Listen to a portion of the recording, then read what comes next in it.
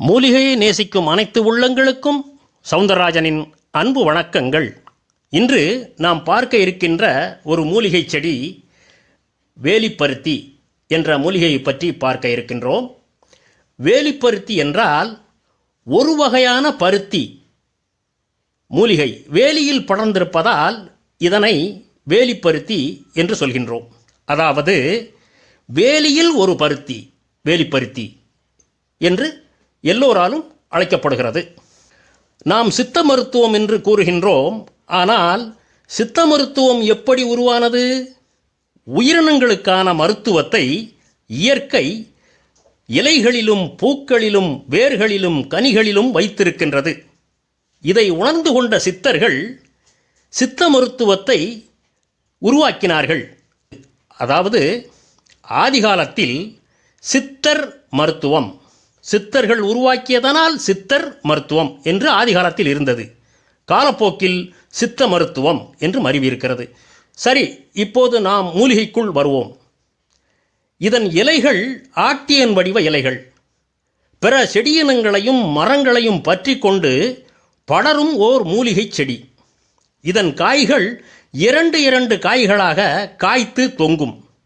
இந்த காய்களின் மேல்புறத்தில் ஆமணக்கு காய்களில் இருக்கக்கூடிய முட்களைப் போன்று நூற்றுக்கணக்கான சதைப்பிடிப்புள்ள வளையும் தன்மையுள்ள பிசிறுகளை காணலாம்.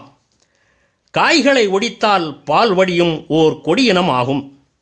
கோவை கொடியிலோ சீந்தில் கொடியிலோ பால் இருக்காது. தண்ணீர் நிறத்தில் இருக்கக்கூடிய தண்ணீர் தான் தெரியும். இதன் காய்கள் பச்சை மிளகாயைப் போன்று சற்று நீளமாக இருக்கும்.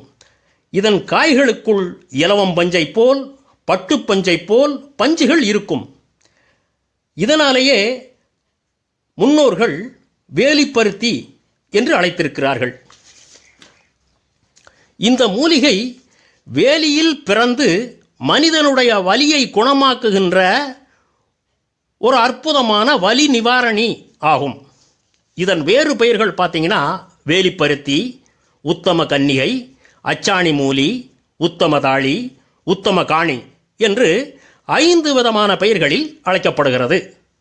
இதன் இலை, வேர், கொடி என அனைத்துமே மருத்துவ குணம் கொண்டது. இதன் காய்கள் முற்றியவுடன் வெடித்து விதைகளையும் பஞ்சுகளையும் சிதறடிக்கக்கூடிய ஒரு அற்புதமான காயகல்ப மூலிகை. இறைவன் நமக்கு கொடுத்திருக்கின்ற ஒரு வரப்பிரசாத மூலிகை. இந்த மூலிகையில் புரதங்கள், பிளவனாய்டுகள், டானின்கள் உள்ளன. இது வளரும் இடம் பார்த்தீங்கன்னா வேலி ஓரங்கள், காடுகள், சாலை ஓரங்கள், மலை சார்ந்த பகுதிகள், அடர்ந்த புதர்ச்செடிகள் போன்ற இடங்களில் காணப்படுகிறது. இதன் பயன்கள் பார்த்தீங்கன்னா சுவாசக் கோளாறு, வயிற்றுப் பிரச்சனை, சளித்தொல்லை, ஆஸ்துமா, உடல்வலி, இடுப்பு வலி, வாயுக்கோளாறு, நோஞ்சான் உடல் போன்ற நோய்களை குணப்படுத்துகிறது. சரி, இப்பொழுது இதனுடைய பயன்களை பார்ப்போம். ஒரு குவளையில் கைப்பிடி அளவு மிளகு இட்டு அவை மூழ்கும் அளவுக்கு வேலிப்பருத்தி இலைச்சாற்றை ஊற்றி பின்னர் நன்றாக ஊறியவுடன் வெயிலில் 1 வாரம் காய வைத்தால் அந்த மிளகிற்கு கற்பக மிளகு என்று பொருள். கற்பகம் என்றால் என்ன? ஒரு கட்டத்திலிருந்து 2ஆம் கட்டத்திற்கு நகர்த்துவது ஒரு மூலிகையை. அதாவது புடம்போடுவது, பண்படுத்துவது, இந்த வரிசையில் கற்பகப்படுத்துவது. கற்பகம் என்றால் இந்த வரிசை கற்பகப்படுத்துவது. அதனால்தான் இதை கற்பக மிளகு என்று கூறியிருக்கிறார்கள். அந்த மிளகை பசி ஆறியவுடன் தினமும் காலை 5 மிளகு சாப்பிட்டு வந்தால் மூச்சிறைப்பு நோய், அதாவது வீசிங் ட்ரபிள்ஸ் நோய் குணமாகும்.